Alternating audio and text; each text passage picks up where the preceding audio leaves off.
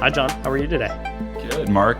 Happy to be here. How are you? Good, good. So we'll start with the particular and actually understand this whole ZK thing, um, how it Yeah, impacts identity, and we'll pull it out to the bigger picture, which I agree is kind of the most interesting part. And I think you have a particularly interesting perspective on because you have a background in government before you've come into this space, right? So, yeah, so why don't we start? Could you help our audience understand what makes you such an interesting, credible guide on this particular topic? yeah, definitely. Well, thank you, obviously, for the kind words. I think, I have an interesting background, like you mentioned. I think not many folks have the opportunity to be very vested in like a government position, especially as it relates to technology and cybersecurity and cyber operations, but then also have the chance to dive deep into a new evolving industry and technology that in a lot of ways helps like protect against what I guess some people's fears are. So when I was active duty in the military, I was a cyber operations officer. So I went through a series of technical training. I also got my undergraduate degree from the Air Force Academy in computer science. So always been very intentively focused on like cyber operations. I actually also got a minor in philosophy that was focused on the ethics of cyber warfare. So it's just been something that has mattered to me. I think that there's a lot of ambiguity still as this technology continues to thrive and advance and become more integrated in like not just our daily lives, but our interactions on like a global scale. And so that kind of unique perspective and background, having gone through specialized training as it relates to the Air Force, and then been in a position where I was helping make decisions and provide information and intelligence around some of the national decisions that leaders in our country were making, and then coupled with a deeper understanding of the tech and a background in education and engineering and computer science, I think kind of leads me to be hopefully a helpful guide on some of these topics and lend some clarity.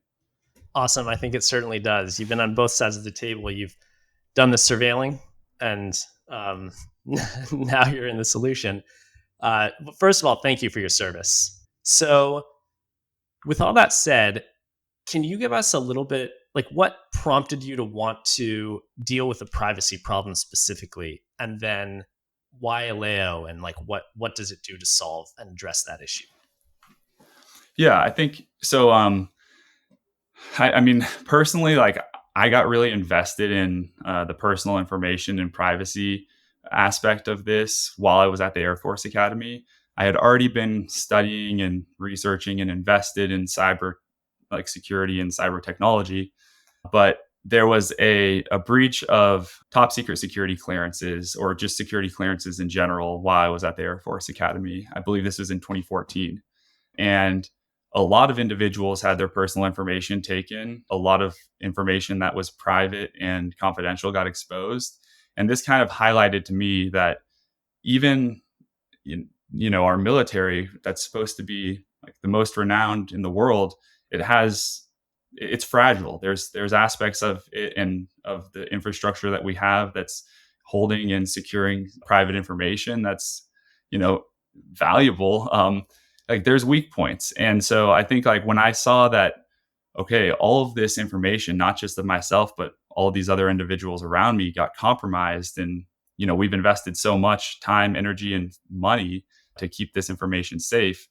There has to be better opportunities for us to create more trust without necessarily empowering centralized authorities or centralized individuals. And so this is what kind of led me down the path of cryptography, getting more deeply invested in zero knowledge proofs, zero knowledge cryptography, so we can leverage, algorithms and cryptographic solutions to help secure information without, empowering centralized entities as much as just giving them the information straightforward, maybe lead the lens to.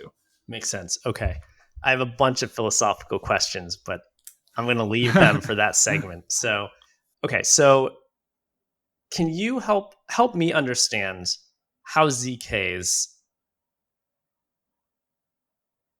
served to provide a useful service for an L1? Like how do you actually use them and what do they change in the day to day of what we do? Sure. Yeah. Well, I think, kind of like you mentioned at the beginning, one of the biggest fears as it relates to crypto right now is this transparency aspect. And so the reality is in order to expand crypto to the total addressable market, we have to be able to provide privacy as well. If you just think about a bank account, for instance, you don't operate a bank account with this sense of transparency where anyone can see what you're sending money to or receiving money from. Anyone can see how much you have at any given time, and so this is just an uneasy and unnatural like interaction. And I think there are ways, obviously, to work around this, and there are solutions that can exist in this transparent world. But I think in order to really embrace traditional finance or a lot of the benefits that lend to traditional finance, we have to be able to provide some sense of privacy as it relates to the blockchain. Yeah, I And think that's right. so, And just to orient the audience, like, when you think about a normal bank, they have an internal database of everyone's account number and how much, crypto they have and all the transactions. And what a lot of people don't realize is in crypto, there's a public ledger. Everyone shares the database, which means you can see every account number and every balance and every transfer between since the beginning of time. It's like in the case of Bitcoin, it's kind of like walking into a bank vault, but all like the safety deposit boxes are clear and there's like a log you can see of what was put in and what was taken out. Or in the case of like, DAOs or online entities, it's like if a shareholder registry were open, transparent, right? And I just have this one memory of talking to someone who was from TradFi, worried about the narrative that crypto was going to disrupt banks and going to disrupt corporate organizations. And I explained this to them and they just started laughing, right? They were like, this is just, I no longer feel threatened whatsoever. That is so absurd. Like, no one's going to want that. And so it's a real thing that people don't fully understand. And so the privacy problem is a real one, right? I mean, it's probably pretty easy for anyone to go figure out what my addresses are online in every transaction I've done because, I'm not the most secretive in the world. And that's kind and of a even if you problem. are, and even if you are, right? Like that's the reality is even if you are very secretive, the truth is especially with these recent advancements in AI, it's so easy to be able to link interactions outside of the blockchain back to the blockchain, whether or not that's through an on-ramp where you've converted your US dollars into some form of cryptocurrency in order to begin interacting on chain, or whether it's just a swap mechanism where you're exchanging tokens of different types on some form of exchange. These things, especially with, like I said, AI advancing, we get to a place where the transparency by default is just not something that we can support at scale as it relates to banking and finance. Yeah, agreed. Okay, cool. So how do we solve it? Yeah. So I think like the next step from there is being able to introduce privacy. And one of the main benefits, obviously, of the blockchain is the ledger aspect. So like there's like it's a transparent ledger, right? So where can we structure privacy into this as opposed to the transparency and zero knowledge is right now, especially in the crypto space, Web3 space, it's really blowing up because people are starting to recognize, oh, this is how we can really enable privacy in this ledger paradigm where we can have trust that's cryptographically insured, but then we can also prevent our private information from being exposed. And so it creates kind of this interface of, okay, nobody can cheat this system, but also you don't have to worry about giving up all of your information to ensure you're not cheating. And so zero knowledge, the whole concept behind it is being able to prove something, whether it's about yourself or about a transaction, for instance, undeniably, without having to actually reveal that underlying information. So it's proof without revelation or proof without revealing.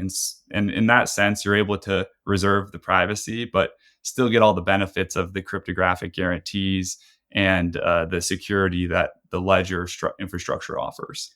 Okay, so that sounds great, but I'll be honest, I it's hard for me to grasp the connection to the mechanics of it, right?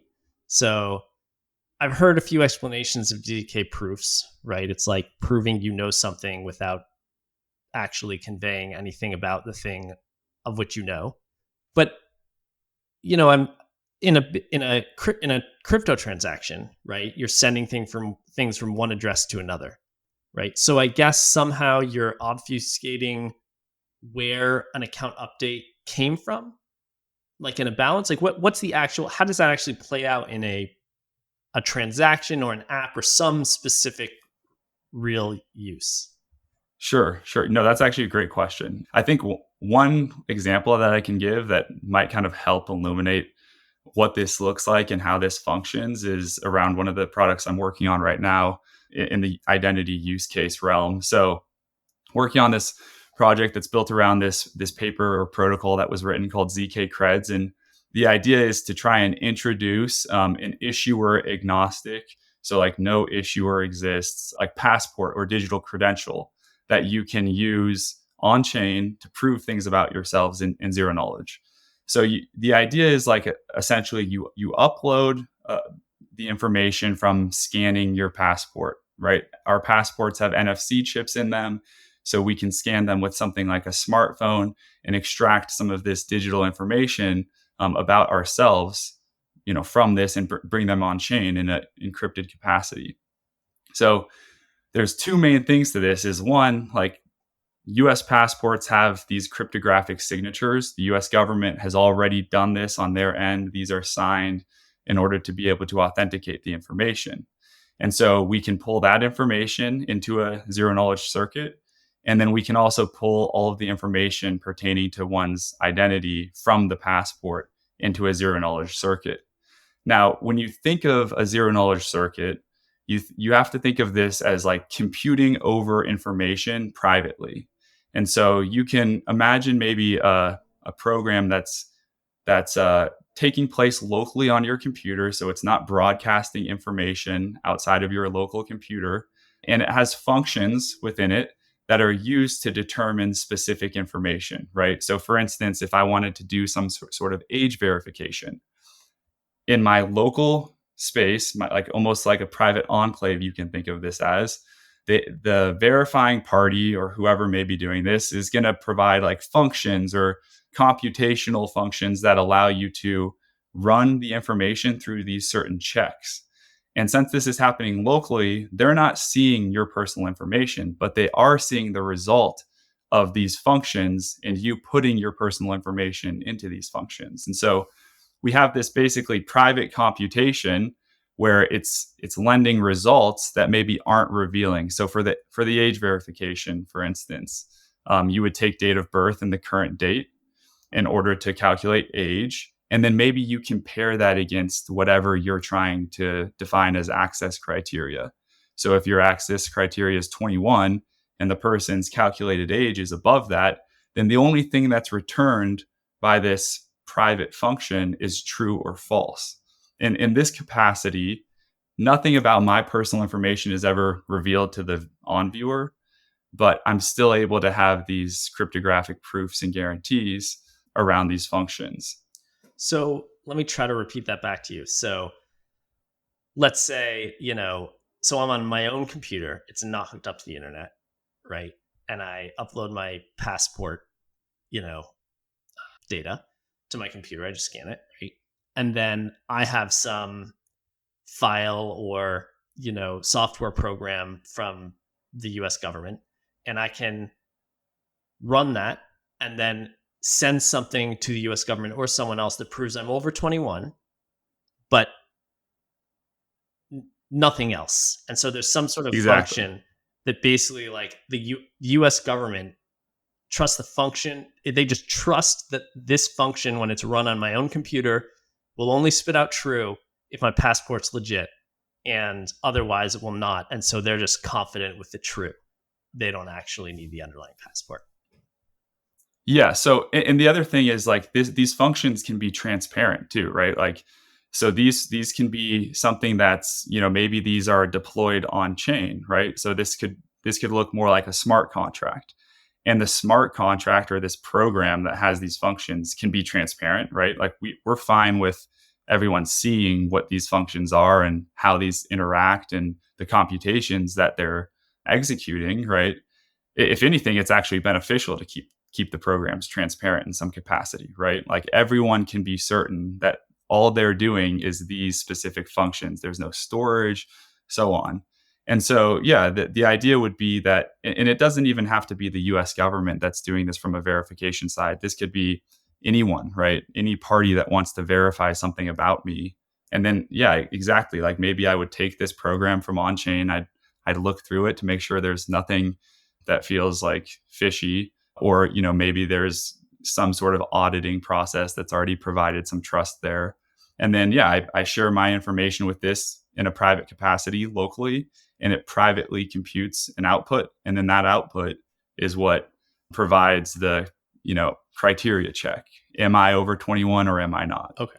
All right. So that's identity. And then can this actually help with the public bank ledger problem? How does it actually do that?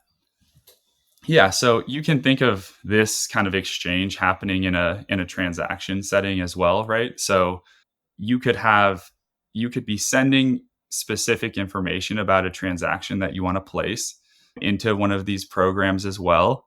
And what could happen is it could run, specific computations or functions against this, and maybe from like a compliance perspective, if this transaction is over a certain amount, we want to enforce more checks, or we want to have certain aspects about this transaction be public, because maybe it's a large volume of tokens of some sort, or maybe there's some other underlying compliance or regulatory reasoning, right?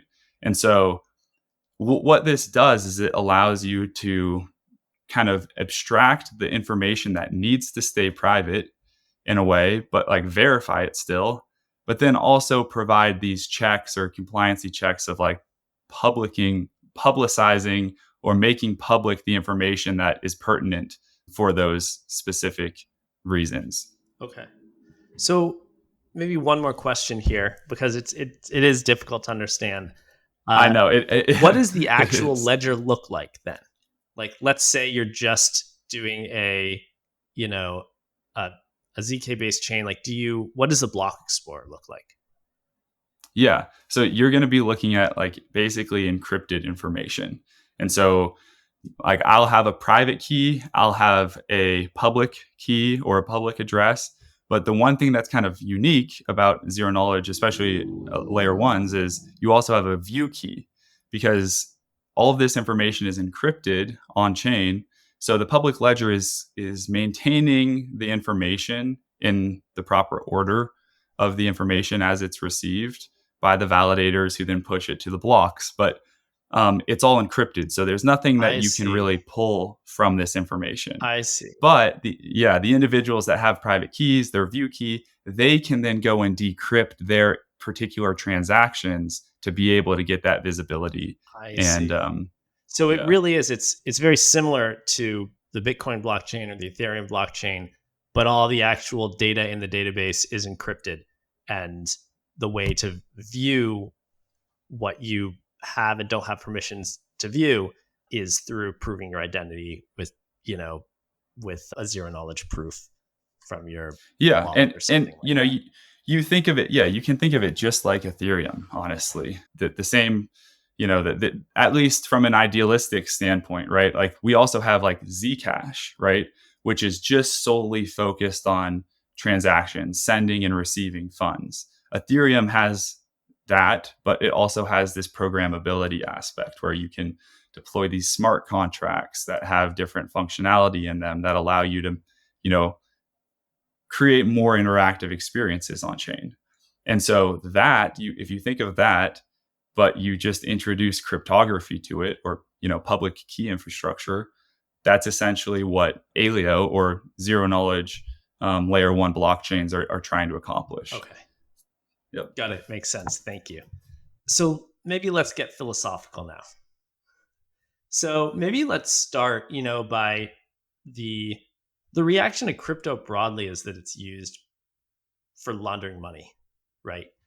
And that's a strange one because historically it probably was true because, crypto got its start around things like Silk Road and some illicit stuff.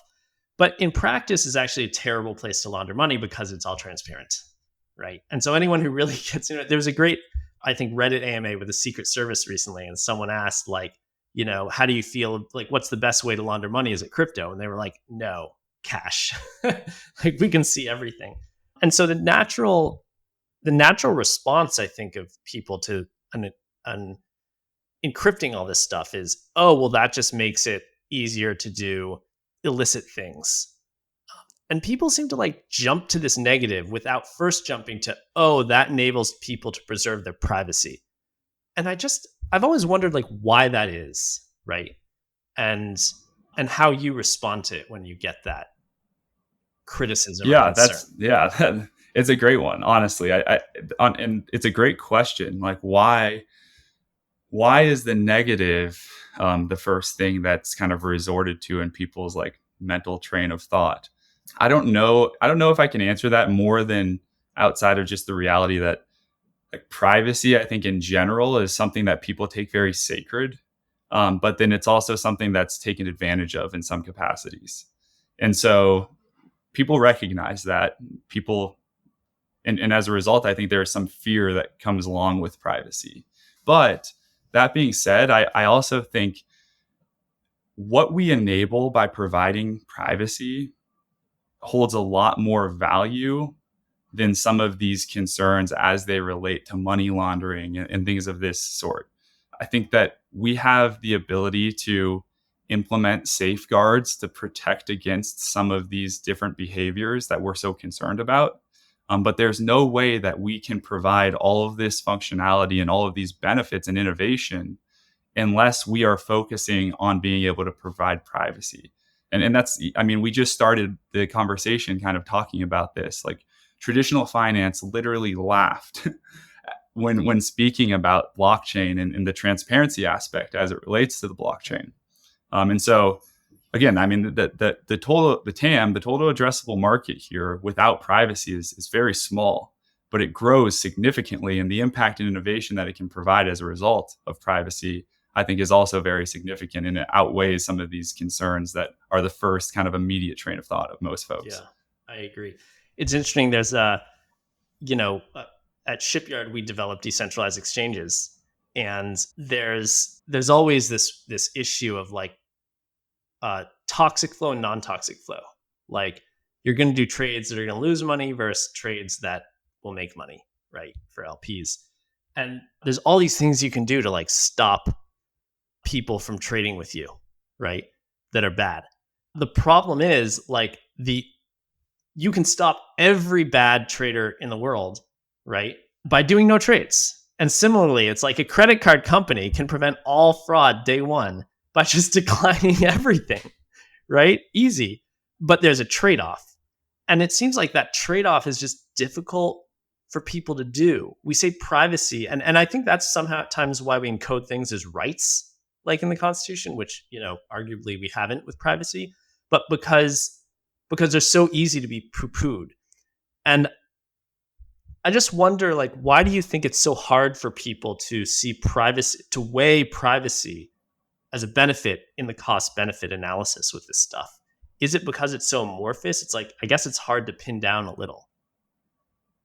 Yeah, I think also like part of it too is like it's one of those unique things that there is an like well, it's not absolute one, right? Like privacy is not absolute. Like there's trade-offs that have to exist. And I think that oftentimes those trade-offs aren't always thought of in the most meaningful way, right? Like people like privacy is also this like kind of esoteric thing, right? It's this thing that just like we talk about a lot. People talk about it in different capacities. People have different, I think maybe somewhat interpretations of what privacy is. And so, yeah, I mean, it's a great question, and I think I've thought about this a lot pretty deeply, and I think overall it does go back to like this kind of required trade-off, right? Like you know that whether you want to define privacy as a, if we want to get really philosophical, like as a human right, then like in order for us to protect that, like there are things that we have to trade off, and then also for other, freedoms to exist, like oftentimes there are trade-offs with privacy as it relates to security and things of that nature. And so maybe like living in this kind of never-ending trade-off is part of the reason. But yeah, that's I would say like that might be like the lending hand. Yeah, interesting. There was an old debate about this when encryption was coming out, right? That I think the government started trying to ban encryption initially, and then realized that was kind of a losing battle. And now it's seen as like un, you know, un, unambiguous good, right? It protects our communications, it protects credit card information from fraudsters, and maybe it's as simple as like rearticulating it as a defense against against attack vectors to an individual.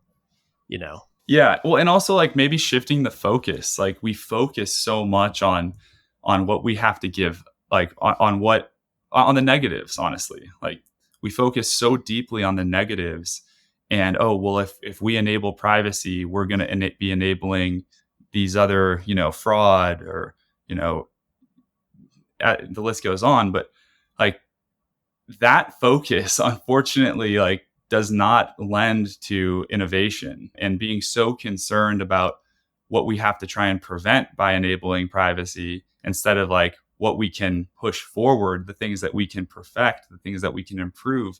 I think like that's a big piece too. Shifting the focus and the tone as it relates to privacy, I think is important. yeah, interesting. Okay, what are your other like philosophical? I'm sure you have like 3 rants in your head on the philosophical front Yeah, about privacy, and I'm yeah. curious what they are. I mean, I do have some like I think it'd be worth maybe talking some or discussing some of the like topics behind some of these like CBDCs and stuff. So like central bank digital currencies, and how that relates to privacy. That would be great. Yeah, CBDCs. I mean, yeah, and that's going to be a very hot button topic in the upcoming presidential cycle too. I mean, CBDCs. A lot of people see them as a gateway to more of a surveillance state, and so it seems like there's actually a lot of pushback from politicians about them, and yet it's put forth as a competitive necessity to have a CBDC in the modern age. And like I think we'll see that tension playing out. So I'm curious. I'm very curious for your thoughts on that. yeah. So like I personally I totally understand the sentiment, right? Like behind like concern from the surveillance perspective. We're potentially, especially if if we're talking about having this full transparent blockchain and leveraging like ledger technology as it exists right now without this like layer of zero knowledge cryptography. And I personally think like honestly it does provide a lot of competence to centralized authorities. It also provides a lot of competence to like third parties, like on viewers who could be reading and tracking the interactions and information.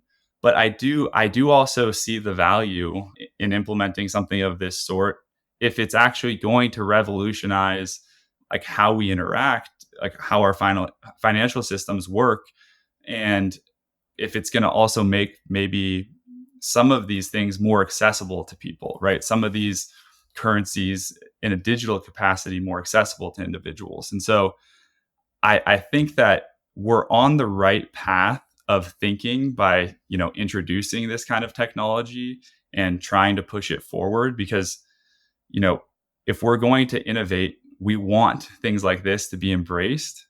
But I also think we should be raising an eyebrow if things like zero knowledge proofs aren't in those conversations like deeply, because if we want to position ourselves where we live in a democracy where we trust the leaders that we elect and we operate in a under a social contract where we're enabling these individuals to provide protection and safety and in order to maybe give up little bits of privacy, Well, if there's opportunities from a technological standpoint to limit that, or to provide more control where like we're protected as citizens, then those things should be the main points of discussion. And I think like from my perspective, it hasn't been as directly and deeply focused on it as it should be.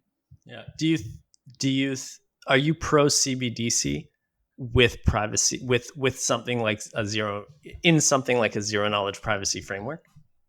Yeah, I would say I am. Yeah, I would say that I think that this introduces, there's still a lot of hoops that have to get jumped through to get like to the end point where it's like, okay, this has privacy and this also supports the use case that we defined it to.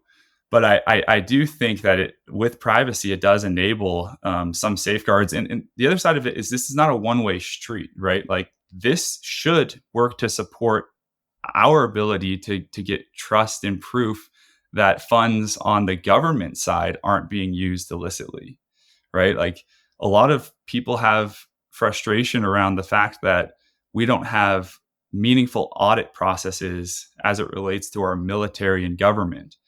And Ledger technology provides us with that support in a really easy and straightforward way, as long as it's thought of properly and, you know, reasonable safeguards are put into place. This doesn't have to be something that's just put upon us, the citizens, the people. This is something that we put into place as a system, as a process that we all can benefit from. And that's another thing I think that happens here with crypto and Web3 in general is like we forget that like we operate in this, democracy, and we provide power to a government with consent, right? Like we are consenting to giving them power in order to help protect us and safeguard our rights. And so it's going to take us working together. And I think sometimes this is overlooked, or sometimes it's easy to like move towards us versus them, or we're going against the big man. But the truth is like this is actually hindering, I think, a lot of the progress. And the more that we can kind of embed with one another and figure out where to balance these things, the more this becomes more like a democracy and less like us, shrugging off realities that honestly lend to, like I said, like rights that exist in our society and impact us daily. Yeah. Interesting. Awesome. Well, I have one more question, which is, how do you think your philosophy compares to the prevailing wisdom within the like military cybersecurity community from which you come? Like, how do they see it, and Yeah, how does it differ from how you see it? Are you a maverick, or are you actually mainstream? I think that there is a blend, maybe more on the Maverick side in terms of like trying to be innovative in how we think about integrating these solutions together and these different perspectives. But I do think that generally like there is an open-mindedness more so than is maybe portrayed by the media. I do think that the military and the people who serve are just like you and I, like they want to empower like their children and their communities as best as they can, but they also don't want to give up privacy. They don't want to be victims of a surveillance state. And so that's also, overlooked oftentimes. But yeah, generally, I would say like there is an open mindedness, and people are eager to learn and understand how we can use this to better our circumstances. Interesting. And do you think that applies to crypto more broadly? Like in general, do you think the military is open-minded to crypto, or do you think it's feels defensive, like it's a potential threat? I think that it's open minded to it. I think that, and that expands beyond just the currency use cases, right? There's a lot of use cases for crypto, and there's a lot of use cases for privacy preserving ledger technology. And just in general, I think there is more open mindedness than is often conveyed. Hmm. Well, that's great to hear. Yeah. John, thank you again for coming on, and thank you again for your service. If people want to learn more or follow you, either you or your project, how can they do that? You can check us out at aleo.org, and we have a variety of different, support documentation, gives you an idea of what we're doing, what we're working on, what we're building. For me personally, I'm on Twitter, Gwei World, so GWEI World. Feel free to follow me. I'm constantly updating or providing different updates in as it relates to identity and zero knowledge and blockchain technology. I also have a Medium um, blog where you can follow some of the different things that I'm writing and some of the different works that I'm putting out. I'm also part of the Z Prize team, obviously. So I work for Aleo as a product manager, but I'm also on a steering committee of what we call Z Prize. Z Prize is focused on trying to support the advancement of zero knowledge technology to make it more broadly used and capable. And so we host a competition. We get investors from the industry to help support different categories in that competition. Last year we focused on hardware. This year we're focusing more on use cases, but definitely check out zprize.io if you're interested in zero knowledge and getting involved and just understanding where the tech is at right now and where it needs to get in order to be more widely accepted and used. Awesome. Great. Well, thank you very much. We appreciate it. Yeah, thank you, Mark. Appreciate it. Thanks so much.